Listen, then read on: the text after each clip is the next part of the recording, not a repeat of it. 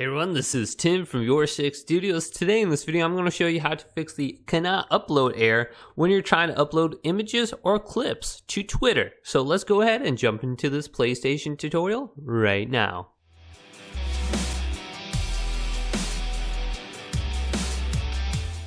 So there is two things you will want to do to upload images and clips to Twitter again if it's not working.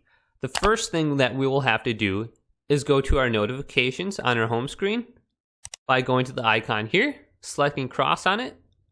Now, once we're on the notifications page, let's go ahead and press options. Now go to uploads, then press options again and delete. Then select all the uploads and then go to delete.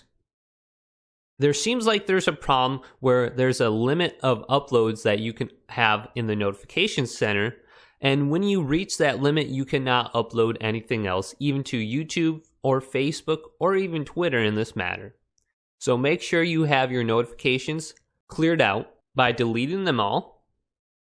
Then go back to the home screen, go to the top bar and scroll all the way to the right to settings.